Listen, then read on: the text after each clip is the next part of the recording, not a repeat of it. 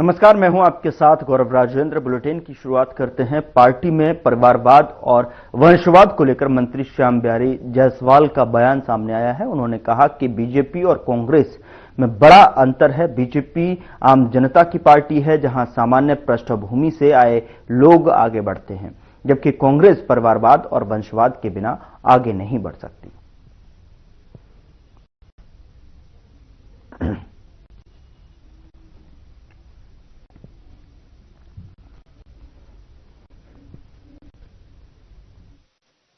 देखिए, भारतीय जनता पार्टी और कांग्रेस में बेसिक यही फर्क है कि भारतीय जनता पार्टी आम जनता की पार्टी है और कांग्रेस पार्टी खास लोगों की पार्टी है। उनमें खास लोग के ही परिवार आगे बढ़ते हैं और भारतीय जनता पार्टी में आम लोग भी वहां पहुंचते हैं। इसका पूरे देश में उदाहरण है, हर नेता इसका उदाहरण है। आज चाहे छत्तीसगढ़ में मुख्यमंत्री जी को देख लीजिए, प्रधानमंत्री जी को देख लीजिए, हमारे राष्ट्रीय अध्यक्ष जी को देख लीजिए, हमारे प्रदेश अध्यक्ष जी को देख लीजिए, हमको देख लीजिए, सभी मंत्रियों को देख लीजिए कि किस पृष्ठभूमि, किस परिवेश से, कहां से उठाकर भारतीय जनता पार्टी ने कहां जिम्मेदारी दिया। तो ये भारतीय जनता पार्टी और कांग्रेस में खास लोगों की एक पार्टी है, उसमें परिवारवाद, वंशवाद के बिना वो पार्टी बढ़ नहीं सकती।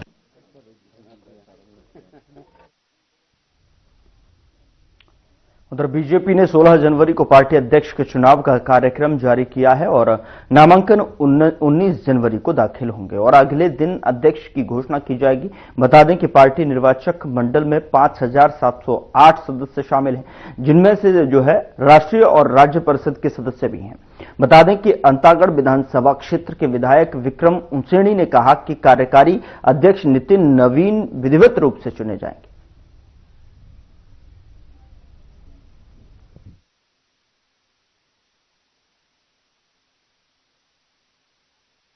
भाजपा जो है अपने राष्ट्रीय अध्यक्ष का चुनाव 19 जनवरी को करने जा रही है और इस चुनाव में राज्य परिषद और राष्ट्र परिषद के कुल 5,708 जो वोटर्स है वो वोट करने जा रहे हैं। इसमें हमारे साथ राज्य परिषद से मेंबर और अंतागढ़ विधानसभा क्षेत्र के लोकप्रिय विधायक विक्रम उसेंडी जी हैं, उनसे बात करेंगे। आप लोग 19 जनवरी को राष्ट्रीय अध्यक्ष का चुनाव करने जा रहे हैं, क्या कुछ कहेंगे? अभी 18 तारीख को दिल्ली जाने का कार्यक्रम तय हुआ है कल, और जाने के बाद वहां पर राष्ट्रीय अध्यक्ष का चुनाव होने वाला है। और क्योंकि हमारे कार्यकारी अध्यक्ष के रूप में माननीय नितिन नवीन जी अभी कार्यरत है, उनको विधिवत रूप से एक प्रक्रिया के अंतर्गत फिर उसके बाद राष्ट्रीय अध्यक्ष विधिवत रूप से 19 तारीख को नामांकन, 20 तारीख को राष्ट्रीय अध्यक्ष विधिवत रूप से होने वाले हैं। तो उसके दृष्टि से जितने भी हम राज्य परिषद के जो मेंबर हैं, हम सभी जाने वाले हैं और एक प्रक्रिया होने वाली है। और बनना नितिन नवीन जो राष्ट्रीय अध्यक्ष है, निश्चित रूप से आप सबके माध्यम से बहुत बहुत बधाई, उनको शुभकामनाएं देता हूं कि आज राष्ट्रीय अध्यक्ष इस प्रक्रिया में जाने का अवसर हम सबको मिल रहा है। इससे पहले भी 11 जो राष्ट्रीय अध्यक्ष चुना गया, निर्विरोध चुना गया, इस बार क्या लग रहा है? इस समय भी निर्विरोधी होने वाले हैं, वो एक प्रक्रियात्मक रहती है। पिछले समय भी क्योंकि जब हमारे जेपी नड्डा जी भी राष्ट्रीय अध्यक्ष बने, तब उस समय क्योंकि मैं प्रदेश का अध्यक्ष था, इस नाते उस समय भी जाने का अवसर प्राप्त हुआ था। राष्ट्रीय अध्यक्ष अभी जिस तरह से नवीन जी का होने वाला है, वो लगातार छत्तीसगढ़ प्रभार में भी थे, कैसे देखते हैं उनके कार्यकाल? आपने निश्चित रूप से बहुत खुशी की बात है कि हमारे छत्तीसगढ़ के वो प्रभारी भी रह चुके, उनका हमेशा हम सबको मार्गदर्शन प्राप्त होता रहा है। और उनके नेतृत्व में हमने पिछले विधानसभा का चुनाव के साथ ही साथ लोकसभा का भी चुनाव लड़ा और बहुत अच्छे ढंग से यहाँ पर एक सफलता जीत की है। और संगठनात्मक रूप से बहुत परिपक्व नेता है, युवा नेता है, और उनके नेतृत्व में निश्चित पार्टी संगठन और मजबूत होगी और निरंतर आगे बढ़ती रहेगी। बहुत धन्यवाद सर। तो ये तो विक्रम उसेंडी जी का साफ कहना है कि नितिन नवीन जी के नेतृत्व में पार्टी और भी मजबूती के साथ आगे बढ़ता रहेगा। कैमरामैन शुभम के साथ अनिल नताम, हर खबर, छत्तीसगढ़। रायपुर में बीजेपी के मुख्य प्रदेश प्रवक्ता और सांसद संतोष पांडे ने एसआईआर प्रक्रिया के दौरान पश्चिम बंगाल के 150 जादवपुर विधानसभा क्षेत्र के बूथ नंबर 110 के बूथ लेवल ऑफिसर अशोक दास की मौत के लिए टीएमसी को जिम्मेदार ठहराया। उन्होंने पार्टी के इस अलोकतांत्रिक आचरण की कड़ी निंदा की है। पांडे ने कहा कि इस घटना ने लोकतंत्र की आत्मा को झकझोर कर रख दिया है।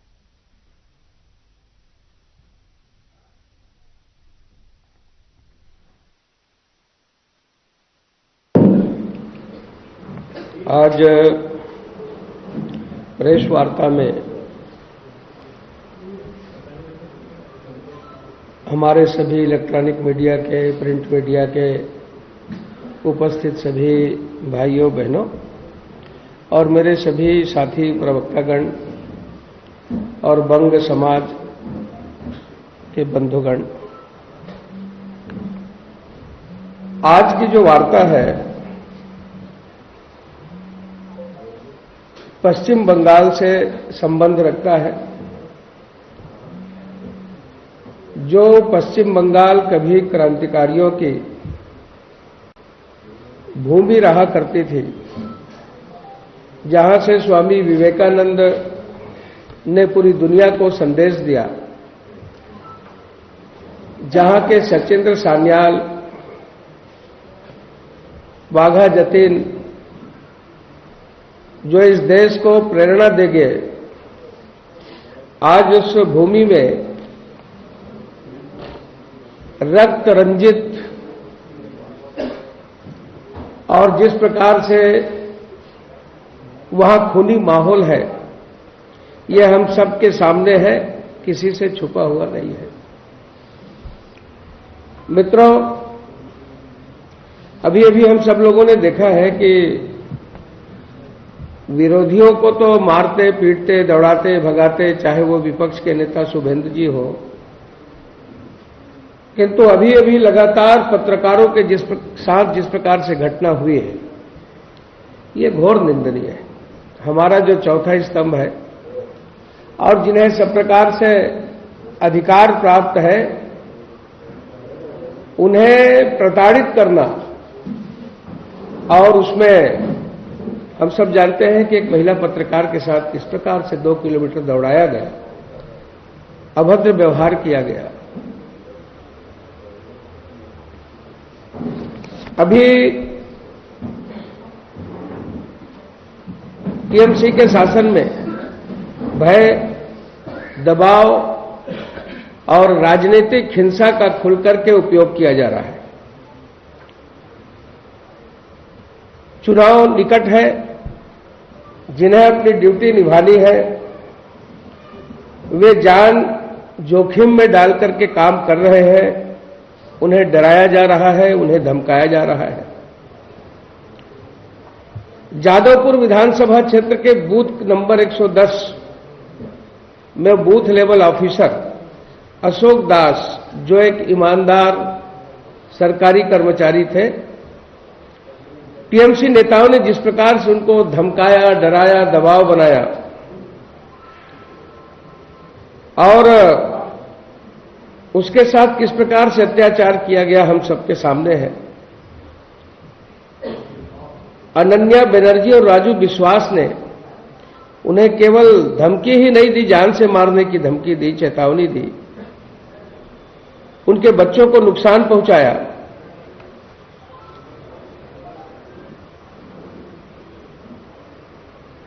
बंगाल में जो रोहिंग्या है, बांग्लादेशी हैं, जो वहां बस गए हैं, उन्हें पूरा प्रोटेक्शन ममता जी दे रही हैं।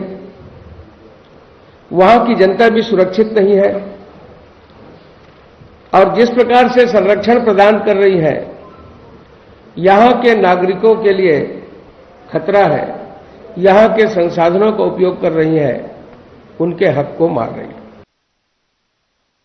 बीजापुर जिले के चट्टान पारा क्षेत्र में वन भूमि पर अवैध कब्जे हटाने के लिए प्रशासन ने बुलडोजर कार्रवाई की है। बता दें कि क्षेत्र में भारी संख्या में मकानों को तोड़ा गया है और इनमें नक्सल पीड़ित परिवारों और डीआरजी जवानों के घर शामिल थे, जो नक्सल हिंसा से बचकर शहर आए थे। प्रशासन ने दावा किया है कि पहले नोटिस दिया गया था और इन पीड़ित परिवारों ने पुनर्वास की मांग की है। साथ ही बाहरी लोगों के कब्जे को लेकर स्थानीय संगठनों ने विरोध प्रदर्शन भी किया।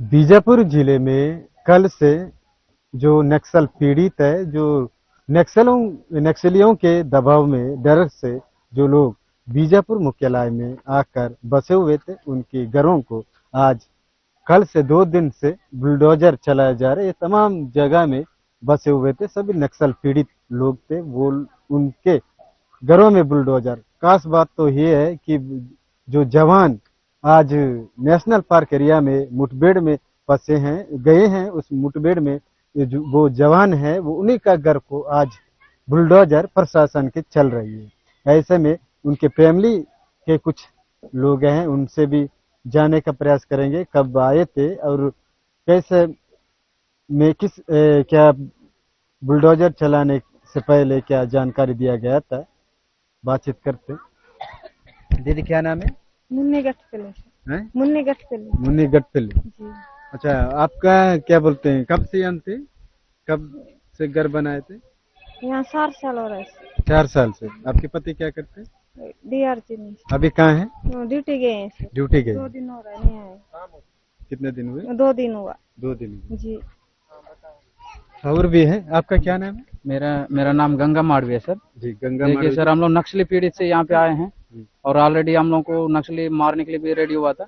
हम स्वयं वहाँ से छूट के आए हैं और यहाँ पे आके हम जो भी घर बना के रह रहे थे, और इससे पहले भी हमको हम नोटिस दिए थे, आज से मतलब लगभग वही 3-4 महीना पहले। और नोटिस को लेके हम जब गए हैं, स्वयं CMO साहब भी बोले हैं कि कुछ नहीं होगा, आप लोग बना के रहिए, और इतना बोले कि आप लोग ईंटा से जो भी है दीवार जोड़िए और टैक्स काटिए बोले। और हम टैक्स भी काटे हैं सर। टैक्स काटने के बाद भी जब इस टैक्स को हम दिखा रहे हैं ना, ये तो आपके हाथ से कटा हुआ टैक्स है सर, बोलते हैं इसका कोई महत्व नहीं। जब इस टैक्स को काटते समय हमारे हाथ से पैसा लिए, उस समय महत्व था, और आज महत्व क्यों नहीं है सर? तो इस प्रकार से हमको पूरे आदिवासी लोगों को अत्याचार किया जा रहा है सर जी। यहाँ पे हम भारत के नागरिक हैं, तो हम कहीं भी जाके जीने का और रहने का हक है। हम अपने हक के लिए हम लड़ रहे हैं सर। हम चाहते हैं कि आदिवासियों के इससे पहले आप लोगों को कहीं रहने के लिए जगह कहीं नहीं है सर जी। अगर कहीं रहने का जगह होता तो हम यहाँ क्यों रहते सर? हम इतना कठिनाई से बारिश में अपने बच्चों को लेके, शाम बच्चों से हम उनको मार करके हम यहाँ पर अपना घर बसाए थे सर, और पल भर में हमारा पूरा जीवन रोटी तोड़ दिए।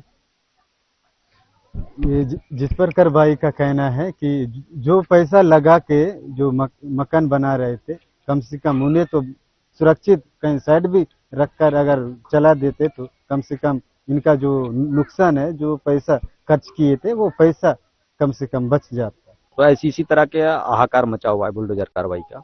और यहाँ पे जो कार्रवाई चल रहा है, मूलतः ये आदिवासी लोग, ट्राइबल्स, यहाँ के नक्सल पीड़ित लोग अपना घर द्वार छोड़ करके विस्थापित होकर के यहाँ करके बसे हैं और लंबे समय से यहाँ रह रहे थे। उनका कोई वैकल्पिक व्यवस्था किया गया नहीं और उनके मकानों पर बुलडोजर चलाया गया। ये बेचारे जो नक्सल पीड़ित परिवार है, रात के भी ठिठुरते ठंड में अपना जीवन बसर करने और रात गुजारने में मजबूर होकर के रात गुजारा है। इनके साथ बड़ा ज्यादती हो रहा है। मैं ये कहना चाहता हूँ कि अभी मैंने तहसीलदार और CMO और पुलिस अधिकारियों से, कुछ वहाँ मौजूद जो कार्रवाई कर रहे हैं उनसे मैं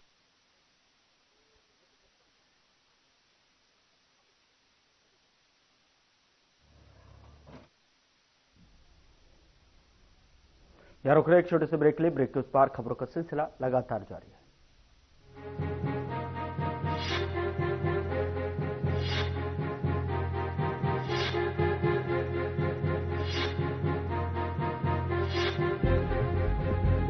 नमस्कार, आइए बात करते हैं देश की राजधानी दिल्ली की, जहां से पूरे भारत को दिशा मिलती है।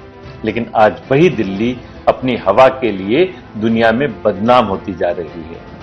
दिल्ली का AQI यानी एयर क्वालिटी इंडेक्स अक्सर डेंजर और सीवियर जोन में दर्ज किया जा रहा है। ये आंकड़े नहीं, ये हर दिल्ली वासी की सांसों की सच्चाई है। सुबह की शुरुआत धुंध से नहीं, जहरीली स्मोक से होती है। सूरज निकलता तो है लेकिन दिखाई नहीं देता। दिल्ली का AQI कई इलाकों में 400 के पार, यानी ऐसी हवा जिसमें सांस लेना दिन में 20 सिगरेट पीने के बराबर बताया जाता है। बच्चे स्कूल जाते वक्त मास्क पहनने को मजबूर हैं। बुजुर्ग और दिल फेफड़ों के मरीज घर से बाहर निकलने से डरते हैं।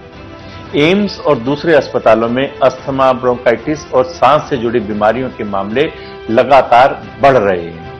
वाहनों का बढ़ता बोझ, निर्माण कार्यों से उड़ती धूल, आसपास के राज्यों में पराली का जलना और हर साल घटता हरित क्षेत्र, इन सब ने मिलकर दिल्ली की हवा को धीरे धीरे जहर बना दिया है। सरकार हर साल एक्शन प्लान बनाती है, लेकिन सवाल यह है, क्या वो जमीन पर उतर रहा है?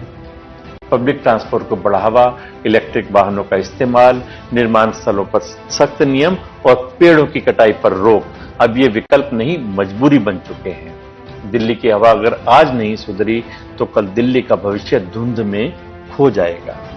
ये सिर्फ प्रदूषण की खबर नहीं, ये एक इमरजेंसी है। आज दिल्ली में लोग सांस नहीं ले पा रहे हैं।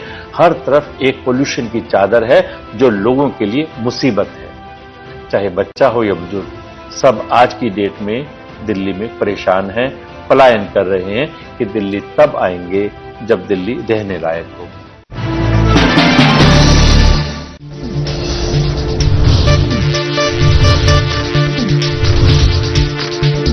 साधना इंस्टीट्यूट के छात्र हर साल नए नए जगहों पर, नए नए संस्थानों पर काम करने के लिए जाते हैं, उन्हें प्लेसमेंट मिलता है और साथ ही साथ वो संस्थानों का और साधना इंस्टीट्यूट का नाम भी रोशन करते हैं। तो अगर आप इलेक्ट्रॉनिक मीडिया, मास कम्युनिकेशन में अपना करियर बनाना चाहते हैं तो साधना इंस्टीट्यूट आपके लिए एक सबसे बढ़िया विकल्प है।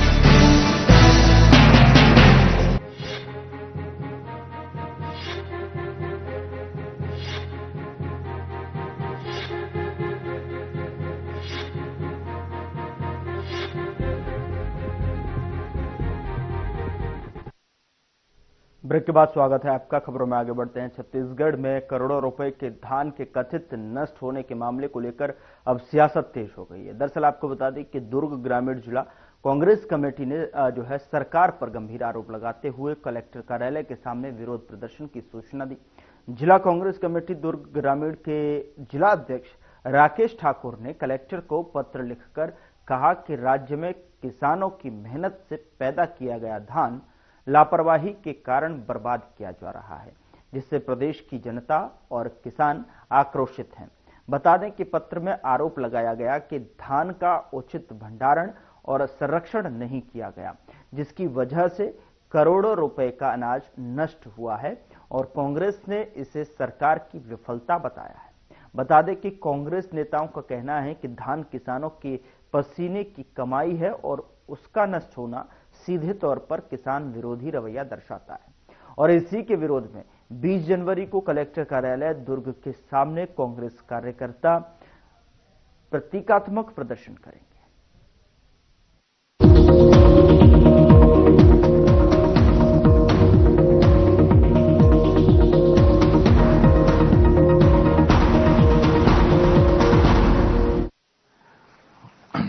उत्तराखंड सरकार के पर्यटन, सिंचाई, लोक निर्माण एवं अनेक विभागों के मंत्री और आध्यात्मिक जगत के पूरे विश्व के अंदर जिनकी ख्याति है, आदरणीय सतपाल महाराज जी, प्रबंध निदेशक सुदर्शन न्यूज सुरेश चौहान जी, डॉक्टर हमारे यहाँ के अतिथि आज के डॉक्टर राजेश्वर सिंह जी, श्री विनय रोहेला जी, यहाँ के स्थानीय विधायक हमारे आदरणीय मदन कौशिक जी, आशुतोष शर्मा जी, जिला अध्यक्ष श्यामवीर सैनी जी, शोभाराम प्रजापति जी, संजय गुप्ता जी एवं यहाँ पर आए हुए सभी हमारे विशिष्ट सभी अतिथिगण, सभी महानुभाव और देश दुनिया से आए हुए सभी लगभग 80 से भी, चिन्मया जी ने बताया डॉक्टर साहब ने कि 80 से भी अधिक देशों से पधारे हुए सभी भक्तगण, सभी श्रद्धालुगण, सभी संस्था के सदस्यगण और मीडिया के हमारे सभी मित्र, मैं सबसे पहले तो वेद माता गायत्री के, मां गायत्री के चरणों में शीश नवाकर उनको प्रणाम करता हूं और तीर्थ नगरी हरिद्वार की इस पावन और दिव्य धरा पर आयोजित अखिल भारतीय विश्व गायत्री परिवार के नाम जिंदा मूसवा भूसबो एला काबर दोष दे सकते हैं, खाए तो तुमन हो।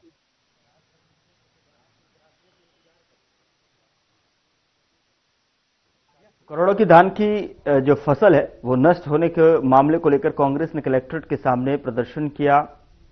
तो वहीं बता दें कि जिस तरीके से जो धान की स्थिति हो रही है उसको लेकर जो है कांग्रेस यहां पर हमलावर दिखाई दे रही है, जहां पर जो है कांग्रेस के कार्यकर्ताओं ने जो है बीजेपी पर जमकर जो है यहां पर ज्ञापन सौंपते हुए निशाना साधा है और करोड़ों के धन नष्ट होने का ये पूरा मामला है, जहां पर कांग्रेस इस मामले को लेकर अब बीजेपी पर हमलावर दिखाई दे रही है।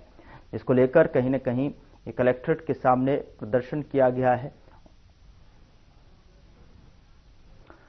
उधर जगदलपुर के डिमरापाल स्थित सुपर स्पेशलिटी अस्पताल में पुराने कर्मचारियों को निकालने का मामला गरमाया गया है। बता दें कि बीआईएस प्रमुख ने कहा कि करीब 150 बेरोजगार इस अस्पताल में काम कर रहे थे, जिन्हें निकालने के बाद फिर से ये बेरोजगार महसूस कर रहे हैं। वहीं अस्पताल प्रबंधन को पुराने कर्मचारियों को काम पर रखने की मांग की जा रही है। बताया जा रहा है कि कंपनी का टेंडर खत्म होने की वजह से इन कर्मचारियों को हटाया गया। साथ ही अस्पताल में नए टेंडर होने से अलग से नई भर्ती शुरू हो चुकी है, जहां पुराने लोग बेरोजगार होते नजर आ रहे हैं। तो वहीं बीआईएस के पुराने कर्मचारियों ने सरकार से मांग की है कि उन्हें काम से ना निकाला जाए, बल्कि रोजगार मुहैया कराने की दिशा में अस्पताल प्रबंधन काम करे, जिससे हम बेरोजगारों की रोजी रोटी चलती रहे।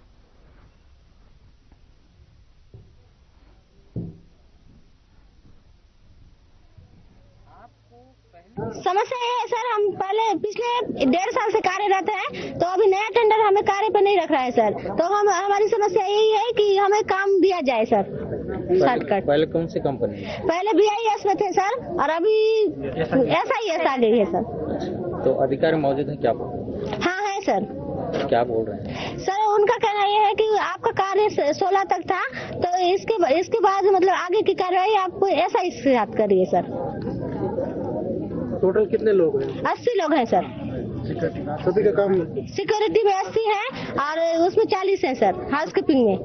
तो आप लोग काम से निकाल दिया गया? जी निकाल दिया गया है सर। जैसे आज सुबह आए थे सर तो ताला बंद लगा हुआ था सर, इसीलिए हम सब बाहर, हमको घुसने ही नहीं दिया गया, तो इसीलिए हम लोग भी हड़ताल का मतलब जरिया निकाला sir. Bhaskar, BAS routine charge security and सफाई। हमारी समस्या ये है कि हमको जो 1 साल से हमको यहाँ पे न्यू सुपर स्पेशलिटी में जो वर्किंग काम दिया गया था सरकार के माध्यम से, तो हमारा जो सेवा है वो 1 साल का था। इसको उन्होंने आगे हमको बढ़ाया नहीं और हमारी कार्य सेवा समाप्त करने का लेटर दे दिया गया है। रीजन क्या? रीजन था इनका कि अभी कंपनी कॉन्टिनेंटल आई हुई है जो अभी हॉस्पिटल को हैंड ओवर की है, तो उनका ये था कि हम अपने हिसाब से जो भी है, जो एजेंसी है वो ना कोई टेंडर प्रक्रिया हुई है, ना किसी तरीके से तत्काल किसी दूसरी कंपनी को ले आई है, तो हमारी कार्य स्वतः ही समाप्त कर दी गई है, जो कि 16 तारीख के डेट का था, 16/1/2026। हमारा कंपनी को दिया गया? अभी कंपनी एसआईएस को दिया गया है सिक्योरिटी का, और डस्ट ब्लोवर करके है वो सफाई को दिया गया है। उसके और आप में आपकी जो रूल रेगुलेशन थी क्या डिफरेंट है? सिंपल सा सर, कोई भी कंपनी आती है काम करने, हमारी कंपनी भी जो मुंबई से आई हुई थी, जो हमारी कंपनी का जो वो है कंपनी बीआईएस, उनका देखिए रूल रेगुलेशन का बात करें, क्राइटेरिया की बात करेंगे तो क्राइटेरिया तो बहुत सारी चीज होते हैं, बशर्ते जहाँ पे working based local area, local लोग और वहाँ पे किस तरीके से काम होना है, उस पर वो सारी चीज कॉम्प्रोमाइज किया जाता है। और हमारी भी पॉलिसी बहुत कुछ थी, हमारी पॉलिसी थी कि 10th पास चाहिए, 12th पास चाहिए, हाउसकीपिंग में भी, सिक्योरिटी में भी 12th पास चाहिए, पर हम इस सब चीज को दरकिनार किया क्योंकि रोजगार चाहिए था, लोकल लोग हैं और हमने कॉम्प्रोमाइज किया गया। इसमें सफाई के लिए कोई 10th और 12th पास जरूरत नहीं है। हायरिंग कर रही है जिसमें बहुत ही क्लियर है कि हमारे लोकल लोगों को और जो यहाँ पहले से काम कर रहे थे इस परमाइसिस में, इस गांव के, इस पंचायत के लोग, उन्हें प्रेफरेंस दिया जाएगा। तो इनकी एप्लीकेशंस ये कंपनी बी लेगी, वो अपने क्राइटेरियाज के हिसाब से इनको सेलेक्ट करेगी और कोई किसी को नौकरी से नहीं निकाल रहा है, क्योंकि जो कंपनी ए थी ये उसके आज भी एम्प्लॉयज हैं। ये तो सिर्फ एक लोकेशन की बात है, किसी की नौकरी ऐसे नहीं जा रही है। और ये हम लोग मानवीय आधार पर भी देखेंगे कि जो लोग ऑलरेडी काम कर रहे हैं वो कर रहे हैं, उन्हें प्रायोरिटी मिलनी चाहिए और उन्हें उनकी जॉब मिलनी चाहिए, जॉब रहनी चाहिए। लेकिन फिलहाल अलग से जो नियुक्ति हो चुकी है, फिर इन लोग को कहाँ रखा जाएगा?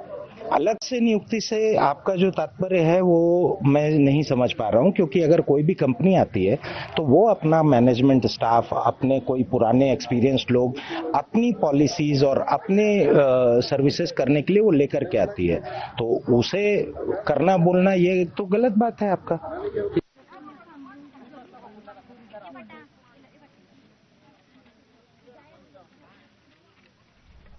टेंडर खत्म होने पर यहां पर आक्रोश दिखाई दे रहा है। साफ तौर पर सरकार से रोजगार की मांग की है। काम से निकाले गए अस्पताल से कर्मचारी जो हैं अब बेरोजगारी की कगार पर खड़े हुए हैं, जिसको लेकर जो है उनकी तरफ से यही काम जो है अपनी मांग है कि उन्हें काम से न निकाला जाए। टेंडर खत्म होते ही जो उनके सामने समस्या आ खड़ी हुई है, उससे कहीं न कहीं उनके परिवार पर, उनके रोजी रोटी पर और उनके घर के किचन पर भी यहां पर ग्रहण लगता हुआ साफ तौर पर दिखाई दे रहा है, और जिसकी वजह से जो है सरकार से अब रोजगार की मांग की गई है। काम से निकालने के बाद जो है ये सभी कर्मचारी अब रोजी रोटी के बड़े संकट से यहां पर भयभीत हैं, और इनके सामने जो शंका बनी हुई है रोजी रोटी की कि घर किस तरीके से चलेगा, आम जरूरतों का क्या होगा, उसको लेकर इनकी तरफ से जो है काम की मांग की गई है। फिलहाल बुलेटिन में इतना ही। नमस्कार।